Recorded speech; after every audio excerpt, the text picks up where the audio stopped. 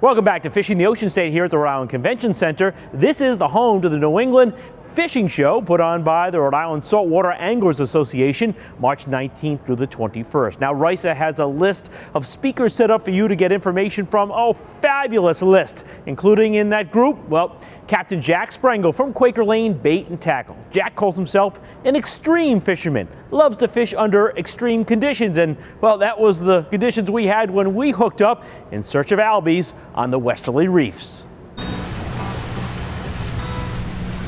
It was an early morning as we set forth from Westerly. A picturesque morning, but not many other boats with snotty weather expected and delivering.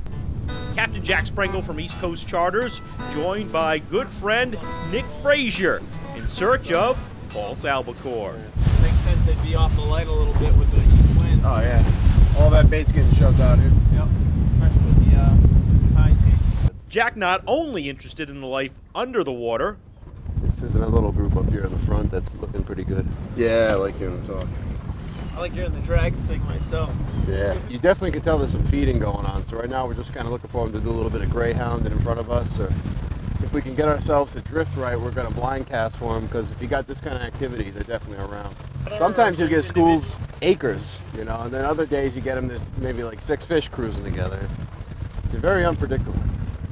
You just got to fish patterns. That's what we're doing right now, until we see the fish. You know, ideally you have a calmer day and you'll be able to actually make out the fish underneath them.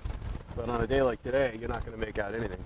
The bait's hitting the current seam here like a wall, and then the albacore cruising up and down the wall looking for them. Just like tuna fishing, you know, micro-sized. You find the life, and when you find the life, you usually find the fish. As you can see ahead of us, we got life. Sometimes I'll find a larger group of birds like this, and I'll be a little more interested in smaller pods of birds, like the ones out here on the edge, particularly if they get noisy, like they're active and feeding. There's the sun. So you're out here first light. Is that a good time to try to get the bite, or? Yeah, they're a little less picky at first light, so when they're around, you'll hook up usually two or three at a time. You get a lot of double hookups at first light.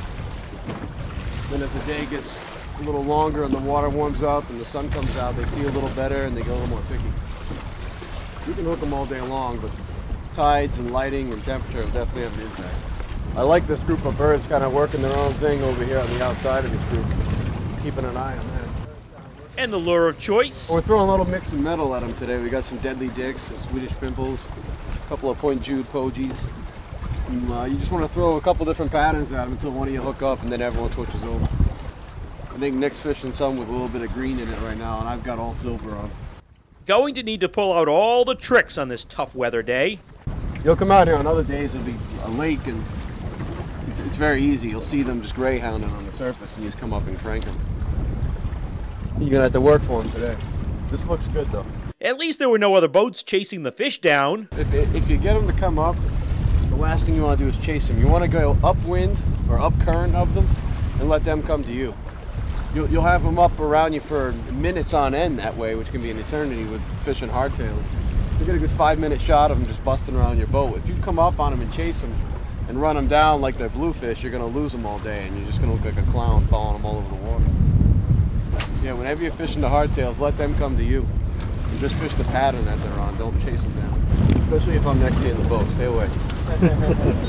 No worry about neighboring boats on this extreme day. Forecast was it 25, 30? 5 to 8. That'll keep them home. But it didn't keep the fish away, as you'll see when Fishing the Ocean State returns.